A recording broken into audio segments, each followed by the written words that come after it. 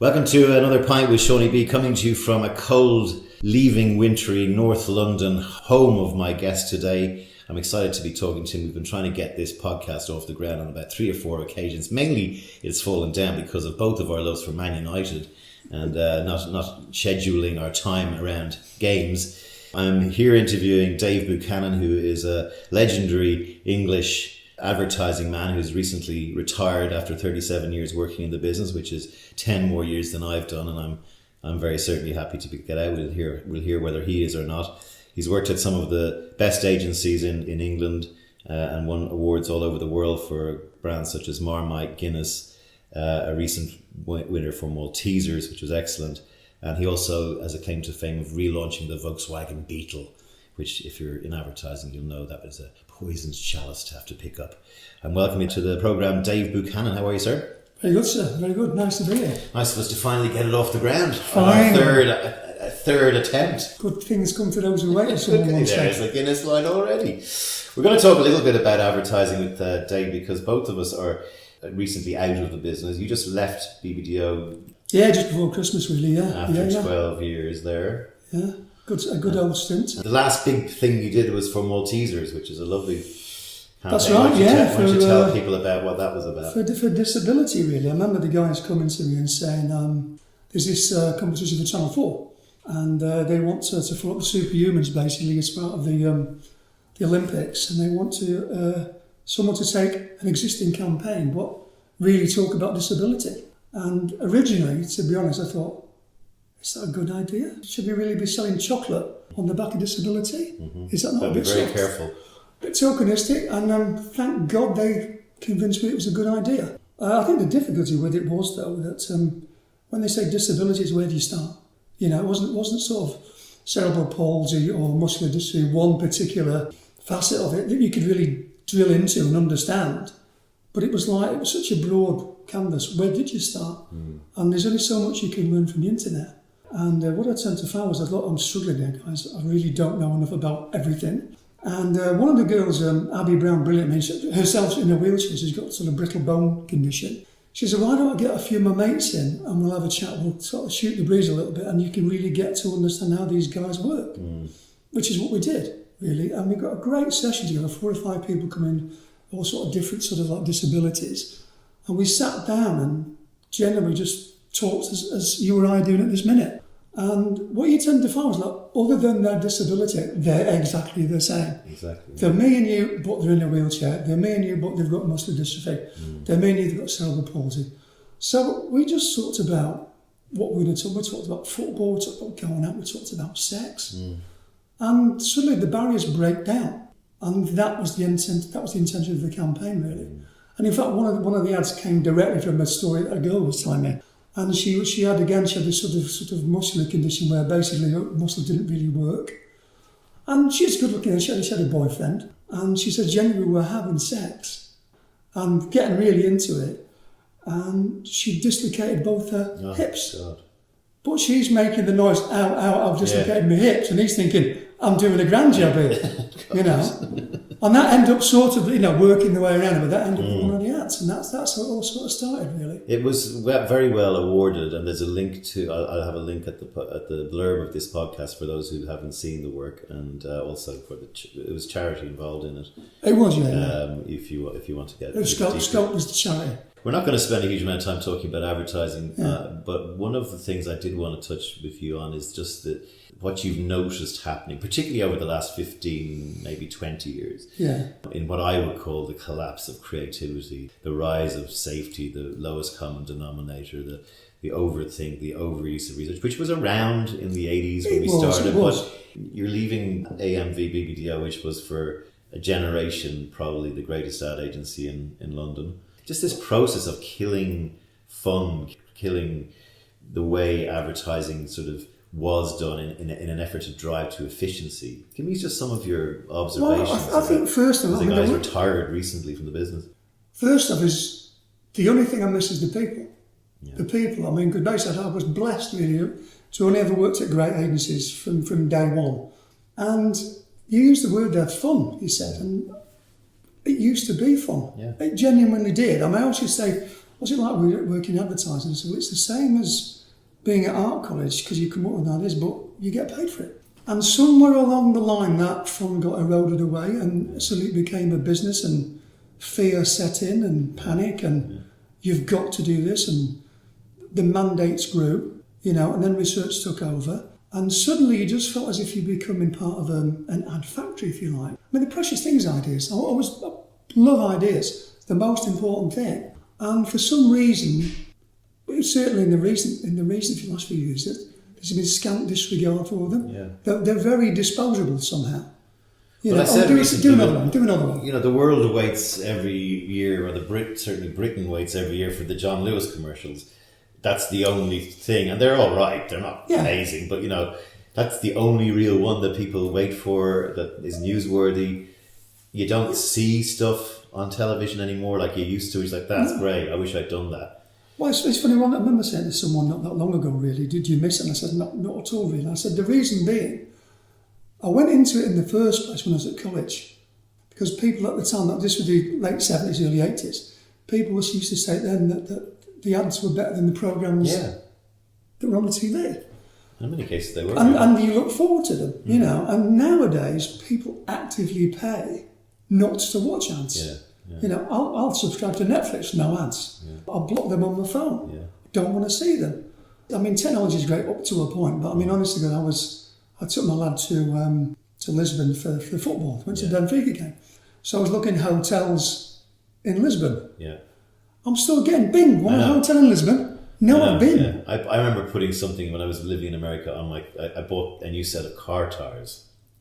And for the next 18 months, I was bombarded with car tire ads. With car tires? I've got the tires now, thanks. Exactly. Thanks very much. But if they were clever, they'd bombard me 4 years later. Yeah, I think if you worked it out and got a lifespan of, then that's clever. Yeah. So I don't know what it is. I think also, I do worry for the guys in it now, in the fact that a lot of them are getting bled to death, basically. Yeah. The demands on the creative department now, certainly the one I left, you know, I love them to bits, and they were just getting battered. It was like, there seems to be not enough structure, not enough time to do anything properly. Yeah. Technology is partly to blame for that, because everything can be done faster. Yeah. Everything's wanted now. And plus, in the new age of the social media, and God knows what, with the Facebooks and the Twitters and the Instagrams, they want all the colours and all the sizes instantly. Yeah. And what gets sacrificed is no thinking time. I had done some writing maybe 15, 20 years ago when I was in Australia about what the future of technology would hold. Around the time HD was coming out, like, you know, before the internet, before Google. I was making, you're making predictions as a futures, which is a funny business to be in now, because any futures you can just go, what did he say about last year? You can call up any minute now. Terrifying. But I found some of the articles. And one of the things I did predict, which hasn't, and I don't think is going to happen, I did predict there might be a creative renaissance, because I felt that with this thing you talked about shutting out advertisers, or excommunicating them, as I called it, because their work is so shit and demeaning and kind of treats me like an imbecile, that could take hold to the point where, you know, if we both follow football, if Gillette suddenly got voted off where I watch my football as an advertiser, then Gillette would go to BBDO or Bred, wherever the hell they are now, and say, this is not good enough, our work needs to be more creative. It hasn't happened, and I thought that was the only chink that I could have seen where it might have come back. I mean, but the thing is, I mean, obviously people would say, okay, well, that's the creative challenge to get around that. Yeah. But the problem, you know, all along is everything's too safe now. Everything's so generic. Everything's global. I mean, I was working on a salty snack brand recently, and it was like, well, that doesn't work in Turkey or Canada. That doesn't work in Mexico. That doesn't work in South America. Well, what does work then? And it's picture of the pack. In the end, it's called something else. And even in the end, it's got a different name in that country, and the actual product's different in that country. So where do you go? It's an interesting analogy of globalization, though. You know, and it's like, and on the other hand, you know, when you look at the careers that we were in, you look over your shoulder and you see technology. And you see all the stuff that's happening at breakneck speed, which is going unchecked. Yeah. But you know, you see some. I don't know whether you've seen that TV series Westworld that came out, which is a whole theme park full of robots that look like humans that you can just go there and shoot. I remember the film with Yul Brynner. I remember that exactly. You see, the danger is there's artificial intelligence. It's great up to a point. Yeah. But there's nothing like being able to speak to someone in their own language on their own terms, rather than, trying one homogenous piece of work that is pretty much ineffective in every country that it runs in, although seemingly cost effective to the client. Yeah. Well, the algorithm world is more about, did the thing get to the place rather than what the message was, and exactly. what did the person who got it think. And what there's brands out there that just annoy the shit out of me. That's why it's a click. They don't want a click now. Basically, I was reading somewhere quite recently that they're saying that is data the new oil? God, I hope not. You know what I mean? Because it doesn't mean anything. We'll talk a little bit about what you think about the future of the world later towards the end. But go back just to get some feeling from where you came from. You're Manc born, because I know you followed Man United. Man United born. Before we pressed record, I was asking if Buchanan was a Scottish name, so you had a little story. It is a Scottish name. What were your origins and where were you brought? Well, basically, Buchanan comes from my great grandfather, who was a butcher in Motherwell. Got my own tartan, which is a bit garish, but I'm very proud of that. But to be honest, I'm more Irish than anything, because my mum's from God bless her herself. She was from County Mayo. Okay. What was her surname? She was a Munnelly from Crossmolina in County Mayo. Learned to swim in Loch Con. Wow. Also got some terrible skin. Wild out there, right? Oh, absolutely. I've also got some terrible skin rash because the cattle also swim in that particular lake. Yeah. She came over in the 50s to work as a nurse in Manchester. Met my dad, who was an engineer and fitter at ICI, and I popped out around about 1955 sometime. Good Catholic upbringing, Yeah, same. Absolutely. Saturday As I say, I no longer believe in the teachings of Cathol, but... no, basically, I put myself down as an RC, more of a retired Catholic than a Roman Catholic, Was Manchester, in the 60s, fun? Was it fun growing up there? Did you have a happy childhood? I remember having a great time. Generally having a great time. You go out with my mates or my brother on a bike and that. And the thing is, it was safe because there were no cars. I genuinely remember one morning going, what we're going to do now? Obviously, pre-PlayStation, none of that. You had to think of something to do. And honestly, I remember going out, we went car spotting. Brilliant. Jesus, you wouldn't do that. Because, there's a car. And you go down and run our version of train spotting. Yeah, amazing. So it was like, but genuinely, I was literally brought up in a 2 up, 2 down house with a backyard, outside toilet. I tell my boys today. And this, I'd nip out to the loo, right? And they said, what's he doing? And genuinely, you have to take a candle. This sounds like dark age, but this is spiders. And I found this great game where you could singe the legs on a spider with a candle. I was gone for it. Well, he's still in that toilet. What's he doing in there? But no, it was brilliant. I was really happy childhood. And again... So would you have been, even with that sort of setup, would have still been middle class? Would it upper? Oh, no. Lower middle class? Oh, listen, we were like, we weren't even on the council list. We rented our house from Mr. Horsley, who came round and collected the rent every other Thursday. Yeah. Absolutely. I mean, we got on the council list when I was about 14. And he's like, finally we're in a council house. Inside toilet. That sort of, it was quite, but it was sort of, because everyone else was like that. Our Lady of Grace Roman Catholic School for boys and girls. Pretty much we're all the same. We're very, very working class, Irish immigrant, Scottish dad sort of background. And talk about the love of football. Well, basically that's, what day were it? It's tomorrow, isn't it? The 60th anniversary of the Munich air crash. I'd have been obviously not aware. I was 2.5 at the time when that happened. But I remember starting school when I was 4. The first question you got asked by these 11-year-olds who towered above you, red or blue, who do you support? And at the time, basically, even though the part of Manchester, the bit of Manchester was next to Salford, so it's a very red area anyway, right?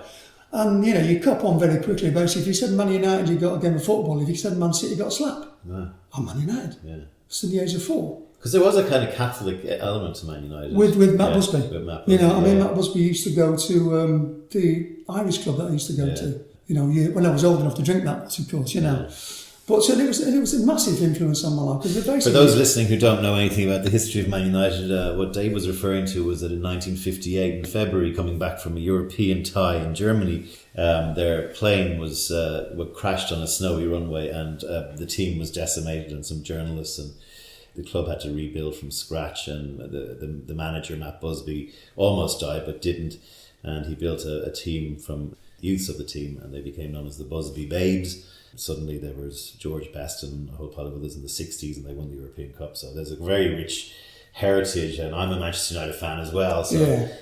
I'm just love to hear your thoughts as a pure Manc about where the football world has gone as you've grown with it over the years. Yeah, well, Like your first memories would have been that best law. oh, listen, it's almost what my one regret. I wasn't that much older because basically I was brought up on best law in Charlton. Yeah. And the thing with that is, it's like you've got 3 European footballers of the year in the same team at the same time. I think it's happened once since with Milan. I think when they had Kluivert, Van Basten, and Hullet, I think it was. But I thought it was normal. Watching this young 22-year-old George was skip past people like, keep you up from the home. I'm thinking that's normal. Yeah. The whole thing was we played football for the school on a Saturday morning. Yeah. Were you handy? Oh, I got as far as Manchester Midfield, I played for North Manchester in the end. Winger to centre forward. And then my knees were at 16, cruciate ligament, and the time they couldn't fix it. So were you possibly... No, I mean, the thing is you... Could have played for Preston. Rochdale don't know what they missed. No, the thing is, it's one of these things you never quite know. The lad who was my winger for those 5 years went on, played for Bolton and for Man City, played for the Republic a couple of times. A guy called Mike Walsh. Mick Walsh, yeah. Do you know what I mean? And we played in the same team as him for 5 years. And it was funny, it was interesting because I was on holiday and there was a mate of mine and he was saying that he's reading, he's doing business studies, and he's reading Richard Branson's book, and apparently Richard Branson was quite a tasty footballer. Was he? I didn't know that. And had a serious knee injury. Yeah. So because he couldn't play football, he ends up doing a student magazine and the rest of the day's there. Well, that Losing My Virginity book, Richard Branson's a prick because he's so good at everything, but he there's a story in it where he was on a boat, a yacht, when he was about 19 or 20, and he just set up the magazine. And he was out, and and a big huge storm brewed up. They were like a mile or two from the shore, and the whole thing started going to the point where the boat was going to go over. And Branson said to his girlfriend, "We're going to go and swim for it."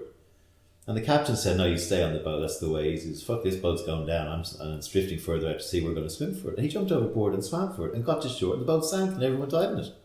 See, that was his stuff, you see. But the thing was, it was a crossroads moment, because I'm thinking, like, if Rick Branson hadn't done his knee, went on to be a footballer, we wouldn't have the Virgin Empire. It's a crossroad moment, But no, football was a massive part of my life, That's why I haven't got any knees left, basically. I've got no calluses in either knee now because of all the football. I'm paying the bill now, but I think what changed the football a hell of a lot was after Hillsborough, obviously, we went to All Caesar Stadium. That standing together on the terrace, there was nothing like it. Even Stretford MRI stood for God knows how many before they turned into seats. That's where the atmosphere has gone, I think, a little bit, and I think that's the big change. And obviously the prawn sandwiches that Roy Keane famously quoted. But also the racism as well, which we're talking not long after Cyril Regis has passed away. Did you not? Well, listen, what was quite strange is I remember one of the greatest games I ever saw at Old Trafford is when West Brom came to beat Man United and they beat them 5-3 on quite a snowy day. It was great, I was there. And I thought, what I'll do, I'll have a look and see what it's like. I remember there's some cracking goals in there. And Gerald Simpson, I think, was the commentator then. And I couldn't believe it, but they were booing Laurie Cunningham.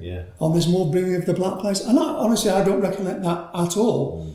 But that was obviously the norm. And even at the end of the game, which was quite astonishing, really, they decided that they couldn't name a man of the match, so they thought they'll ask their managers. And Ron Atkinson, God bless him, he put his foot in it and he says, "Well, I'd have to give it to one of our coloured players. One of the black lads up front would have to get it." I'm thinking, like, you couldn't say that now. So Larry Cunningham ended up playing for Man United. He did, certainly. Moses, who was on that team that day. Absolutely. I remember when Chelsea used to have league tables in the sheds that any black player who scored for Chelsea or against them didn't count. And Everton fans throwing bananas at players when they're taking a corner. The way I look at it, and having lived in America for 8 years, where there's still this huge racism, is you either know that you're meaning to be hurtful with your words, or you're not. And sometimes there is a grey area where you don't mean to be hurtful, and you're not a hurtful type of person, but someone has been hurt by your words, and you got to be careful. A good example is the C word, which I use all the time. A lot of women do genuinely get extremely offended by it, which I think is bizarre, and I don't agree with it. I don't go using the C word in front of my mother and No, in front you of people who would get Well, offended. basically, again, and I think as well with the football, people say, well, but children will hear that. So look, kids go to football. I was a kid when football, and you will hear what they call industrial language at a football match. Yeah. You just will. Yeah. So I'm not sure you get around that. It's difficult to make a judgment on it, but the world.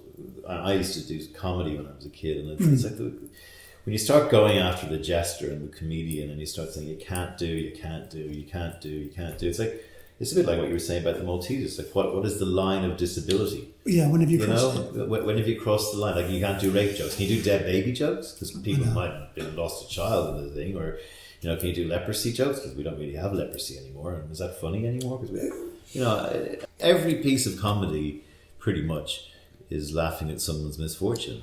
Someone needs to be the butt of the joke. And then you go, well, okay. Also, the court jester usually ends up getting his head hacked off. Yes. Because he oversteps the mark. The king suddenly finds that one wasn't funny. You can't say that.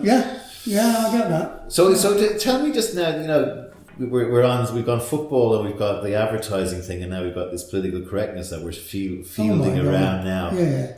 The world today is, we talked about football has changed and how advertising has changed, and now how, what you can and can't say, you've got to be careful for. Do you have any hopeful things about where we're at? It's tricky. I mean, the thing is, it's always very easy to say, I preferred it in my day. And I'm the guy who's still sort of like bemoaning the demise of the spinning jenny and the loom, you know what I mean? The good old, you knew where you were with a loom, Any colour as long as it's black. Absolutely, and I've got two teenage boys, and they're about to set off into the world. What scares me, I think, is this technology and where it's going to go and what you can do with it, because we've never had more access to more stuff ever. We've had talks from the school saying, look, I know your son's only 13, but he's been watching pornography, because they all have, and then it's what sort of pornography. I mean, and even this without getting onto paedophilia and stuff, but basically pre-internet. How did you know that someone in Bolton or Leicester was a paedophile? And it gives them a sort of a forum, if you like, to get together. They couldn't do that before, because you didn't broadcast it. And like-minded paedophiles, please contact on this number. Couldn't do it. And that's the thing that scares me more than anything. And I think the thing is, I'm an eternal optimist, always have been. And I think that's the main thing. Because the unchecked nature of it. I'm trying to think of examples, but something gets done, people don't question it, and it happens, and we all go, I suppose we have to do that. And then 5 years later we go, oh, that was not a good idea, right? I don't know, there's roads built, or there's bridges that don't have the right size for trucks that are being made in Sweden, which happened in Dublin. There's also this kind of evil Bond villain kind of element to this, where there could be people developing stuff that are just fucking going to be used for extreme repression of the human race. Ozymandias, This is my fear in a way, because I don't know. I mean, we've seen, what, YouTube's 12 years old, is it? iPhone's how old? Yes, 2008 was iPhone. Oh, it's terrifying. But there's this thing where I remember mate of mine was telling me his dad got asked to set up a company, ex-military guy. And he's, well, it's 4 or 5 years, this other stuff we're just going to chuck away now, why don't we utilise it? And I've just had a couple of young kids, I've got a steady job now, not really in a position to, to put myself at risk, basically. Okay, well, we'll set it up anyway, but all the thanks, they set up Vodafone, right? And he's thinking, that was his, really? fifth Beatle moment, But basically what that was redundant technology. So now we'll give it to the masses so they can ring each other sort of like remotely wherever they are. What are they doing now? What's out there now that we don't know about? I mean, if probably there's some satellite who listening to what you or I say. They probably are. Hello, Russia, if you're listening. Yeah, we're looking very optimistic. And it's probably being translated as we speak. This is it, you see. But I mean, it's like there's stuff out there now. I mean, see those heat-seeking missiles, what's all that about? We've gone so far into the conversation, we haven't even mentioned Brexit and Trump and all that kind of stuff, which are almost like poster children for it. The funny thing about it is having lived 8 years in America, the inherent racism I spotted, and I could see it very close to the surface, not just in Texas where I lived, which is very racist and gunny and all that stuff. Southern states, But it's very overt. There's a lot of covert stuff, and when there's a very good theory that says a huge part of Trump's success and being elected is he's just a reaction to a black president, to having had a black president. Places like Boston and Massachusetts, where they all pretend to be very kind of cool and liberal, there's a huge underlying racism throughout the country that's starting to bubble to the surface again. And I know from my black friends who've been saying this, almost to the point of being, it's not too bad, you're getting on okay. But they've been saying it even, through the last 20 years. Well, are now kind of going, told you so. I had a mate of mine, not too recent. It was in West Virginia, I think it was. He was in a bar, a very white bar, and they were watching the basket or something and like that. And he said, "What's the day?" "Oh, it's Martin Luther King Day." Yeah. "Oh, okay." And you get a day off there. And then the guy said to him, poker face, "Shame they didn't shoot another 6 of those N-words. Yeah. We could have had the whole week off without a trace of irony." Yeah. And suddenly he said, "I went cold." Because, you hear what you put to actually physically experience that. It's quite scary still, I mean, the shithole country's remark from Trump a few months ago, I went on my Facebook and said, "I'm glad not to be living in the biggest shithole country of the world, which I believe is America, because I think it should be doing so much better and is rotting a little bit." Your views are, so you were in school following Man United in the 60s. You went to college then, did you? Oh yeah, well that's how I started basically. So I knew I was good at, I liked art and I liked English basically, so I knew I was going to end up one of the two. So you look at the perspectives at universities, and now I know why on university designers are reading English. Because here's the books you're going to read. I said, I don't want to write. I don't want to read. I want to write. I think you need a grounding. He used to say that Picasso, all this abstract sort of stuff, was just like, anyone could do that. Yeah. And he was saying, like, there were things like some of his abstract portraits of people, and they were saying, like, take that one-liner profile that's in that before it went all sort of like Blueprint 3D thing. That is someone's identical profile. What it does, it gives you a grounding, but with that foundation, then you build your own sort of. Otherwise, you're just recycling. Yeah. Where's your free spirit? So how did you find college when you got? Were you in Manchester College? Manchester. Well, basically, the polytechnics were great because you actually physically did it. So I went to Manchester, loved it, did a foundation course for a year, ended up specialising in graphic design, and that itself was split into 4 categories. And I was abysmal at 3 of it. I made a huge mistake here, but because I fancied myself as an illustrator, and then because when you're at you could draw as well, though. Yeah, you could draw. Yeah, that's great. When you're at school, there's 4 people in the art class. When you're full of like, God, he's good, she's good. Mine, I'm not. Okay, yeah. Forget the illustration bits of it. I'll have photography a bit of a bash. Too technical.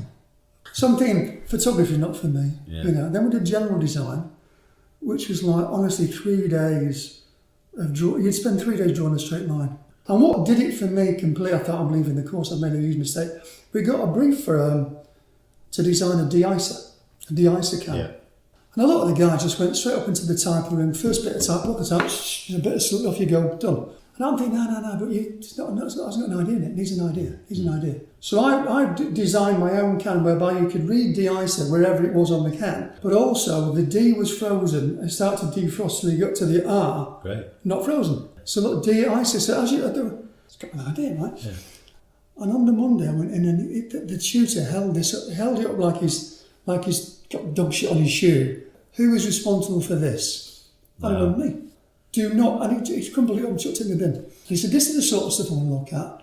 And it was just beautifully presented with a bit of laminate around it, like all nicely painted up. Yeah. I said, but that says DI on the shelf. Yeah. You don't know what it is. Yeah. And I'm thinking, but it's not got an idea. But stuff like this now, you're starting to go, actually, is this where advertising is starting to raise this is what it was. And the last term... That's a very advertising solution. Yeah, this is the first year, and the last term was advertising. And I'm thinking, hang on. I know I was on my way out. I mean, they're either going to kick me out or I'm going to walk. And they said, well, what this is based advertising. It's words and pictures. Ooh, I like English, I like art. And you get the idea, and then in the real world, someone else finishes you off. I'm thinking, that's perfect. Yes. And from bottom of the class... So was that late that you kind of came to it? Honestly, it was a process of elimination. It really was. It really was. And it almost saved my bacon. I thought, this is good. So I did 2 years of that. And what was fantastic about the course, whereas all the other facets of the course, they were more academically designed to get good grades. Yeah. And then when you finish your degree, what do I do now? I don't know. This sent you down to London. Right. And we did a tour of all the agencies and you walk around. And I honestly, at the end of the week, I'm thinking, God, do we have to drink every lunchtime? I'm not sure I can do this. Wait, it's drawing pictures, writing, and drinking, and I getting can't, because I'm much as a beer. If I have a sniff of a drink at lunchtime, I either have to carry on or I'm asleep. I'm the same. So you're either in for the penny or you don't. Yeah. And what was brilliant about that, and this is why you get a bit of placement. I mean, and this is the huge, we talked about change before in the industry. Nowadays, guys to get a placement in an agency now to get some work experience. Internships or whatever. Oh my God, you have to run the gauntlet, it takes a year to get in. Or know somebody. Yeah. You know, and then they have to work for something and then see you later bye and all that. Quite recently, I was one of the sort of last things I was doing at AMV. I was overseeing some stuff for Rosie Arnold. Actually, she was on holiday. She's an ex-guest on the Pint. Absolutely, yeah, lovely Rosie. And it was an M&M's brief basically. So they said, what we'll do, we'll give it to all our placement teams, or hatching, I think they call them. A lot of them, they seem to come from privileged backgrounds. Plenty of money. There's no hunger as they used to. I mean, I remember and they give you a lip. Oh, listen, basically, they think they know it because they've been on the course. Some of these guys, I'm not sure that they're bothered. They'll do something else. Your mum has got somewhere. And one of the guys, it was an M&M's brief, right? And it was an M&M's brief to do, I think it was the World Cup. And they had a couple of days on it. Okay, give us your first thoughts and load on. Go around, one guy, a French guy, I'm not going to do the accent, forget that. And he basically says, so we have red M&M and we have yellow M&M and they're in a big luscious house because they've won. Okay, yeah. And then something funny happens. Quite what that is, I don't know. And I'm going, you were like, what? Well, and something funny happens. His pants fall down. And I'm thinking, sorry, Matt, are you trying to get a job here? Yeah. Or not? You know, and if that had happened with Dave Trott, I mean, honestly, he'd have been out quicker than he could have, you know. But it's hard not to be kids these days about this. But like when I was working as a strategy guy in Asia and Australia, I used to get a lot of my friends, Sean, will you have a chat with my daughter? She wants to get into advertising. Will you meet up? I used to, because I was that guy. And it was also hard sometimes. There were a lot of pricks in charge as well who wouldn't take people in. Yeah. And I always said, I remember being that guy, and I would always make time to meet these people. So half of them were coming in and they were like you just said, they were, bell ends who didn't know one end of a pencil from another. But so I ended up coming to this idea. I picked up 5 books which were, Where the Suckers Moon, Ogilvy on Advertising, Blink, wonderful folks who gave you Pearl Harbor. Oh yeah, brilliant. And a planning book by John Steele. So to everybody, even if it was my sister, you got to read those 5 books and do me a 2-page précis on each one. Come back to me with 10 pages, and if they're good and you can organise your thinking and they're interesting for me, I will not only meet with you, I'll get you a job in advertising.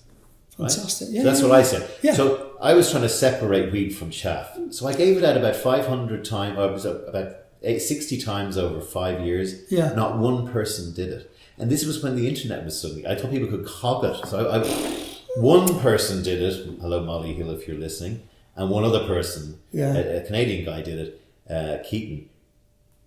And nobody else did. But as soon as they did it, I was able to ring the head of planning in JDO and say, hire this person or get that person a job. And they all did. Because they listened to that story. That's because they wanted it. Yeah. And that's the other thing. Go back to Alex Ferguson and his how do you win year after year? Because of hunger. And also, back to your college thing, you have to read back to your foundation. Books. You need something on which to build on. Last question before we go. What would you say to your younger self knocking about Manchester? Just looking back, one of the things I try and do here is get my guests to sort of pass on some wisdom back to the youth. I'll tell you what I'd say. Don't play in that game that you played in your knee. I wouldn't play in that. I mean, it's tricky because the thing is, because it's such a different world now. I mean, I'm talking about when I left college in 1978. I mean, that's a long time ago. I mean, it was such an exciting time because punk had just got exploded. We couldn't bury the dead. The bins weren't being taken up. There was winter of discontent, all that. Switching the lights off. Very different. So the bright lights of London were hugely attractive to me then, But now I think the trick is you can spread your wings as far as you want now. Yeah. Everything's so much more accessible. The world is accessible now. I ventured 200 miles down the motorway. I think I'd probably say to yourself, go further afield and have a bloody good look round. But the thing is as well, you see, because of my addiction to Man United, because I didn't miss a home game for 14, 15 years. Really? Everything. Friendlies, the whole shooting match. Yeah. And I remember working on my portfolio to get into advertising in 1980 on a Saturday, and we played Tottenham at home. And it was the first game I'd missed. I missed two at all because my mum kept me off because I didn't do my Latin homework twice. But since 1967 pretty much. And I remember feeling really weird. Almost to the point of like, well, they can't kick off because I'm not there. And I think what that did, that almost inhibited me because it was my drug basically, like I'm at home and away, the whole shooting match. Whereas now, you've got more chance of seeing every game not in this country. So I'm thinking if that technology was around then, like you can see more in Ireland than you can here. I was going to say you can watch. You know, when I go to New York, I'm meeting a bar, my mate on Bleecker Street at 7:30. We watch a game. Yeah, I used to do that. You know, what's your favourite Man United game? Favourite Man United game? Really, I mean, favourite 3 minutes. European Cup. Easy, yeah, absolutely. Shit game, though. Oh, it was a rubbish game, but I do remember being at that game thinking. I went around Europe that year. It was bizarre. Some people used to genuinely think that I had in my contract at BNPDDB at the time, I was allowed to take any time off when there was a United game in Europe. They thought it was in my contract. It wasn't, but it might as well have been. And I remember thinking, what a glorious one, because I went to all the games in Europe that year. Wow. And thinking, well, it wasn't to be. It was Matt Busby's. It would have been Matt Busby's 90th birthday. Yeah. And I remember looking up to the stars in the Camp Nou, thinking, wow, that was a blast. What a great run. Yeah. And I looked down and Peter Schmeichel was running up for the goal. Yeah, I remember. Yeah. And I'm getting tingles thinking about Yeah. that. That's what the best, but the best. Sheringham and then Solskjaer. Yeah. I went for a piss after the equaliser went in, and I was peeing, and I was saying to myself, because it was 6 in the morning in Sydney. Oh, that's Christ. where I was. It's one of those, you remember where you were? You were in the stadium. Yeah. And I remember as I was mid-piss thinking, you know what United would just go and do now? It'd be just like them to the next thing the lads in the room went, another goal, so they come running in. Well, there were some of the guys who were watching it in the pub in London. They were so drunk basically when the second goal in, they thought it was a replay. Yeah. You know. Well, I think the best game by far was the Man United Arsenal 1999 semi-final replay at Villa Park. The Giggs goal. The Giggs goal. That was it. The reason that had everything. The reason being that if it wasn't for that, there would have been no trouble. And if you're a Hollywood screenwriter, okay, right, so it's the two heavyweights go head to head, right? Beckham scores a goal, then Bergkamp equalises, deflected off the Epstein, okay, 1-1. Then the captain gets sent off. Then Arsenal score a goal. They've all gone completely mad. The fans on the pitch, they don't realise that the linesman's got his flag up, it's offside. And then in a time added on, Ray Parlour gets brought down by Phil Neville, right? It's a penalty. Yeah. Dennis Bergkamp said they're one kick away from the final. Yeah. Schmeichel saves. Yeah. Extra time, the 10 men take on the 11. Yeah. Then Giggs scores goal of the season. Yeah. Goal of the century. Goal of the century. Yeah. So you would probably maybe say to yourself, to your younger self, set up an AMV in Manchester. Well, I know what I did there. I thought, what I'll do, I'll design my perfect city. And I said, I know what it would be. And you've got three things. And I said, okay, I'd take New York. I'd give it an LA climate. And I'd have Old Trafford in the middle. Where Central Park is. Where Central Park is. And that'll do me. That's a great way to leave it. Dave Buchanan, thank you for being on A Pint with Seaniebee. And the best of luck in your retirement. Oh, and by the way, it's great because I got out ahead of you. Oh, you beat me by 10 years. Good. Look after yourself. God bless you.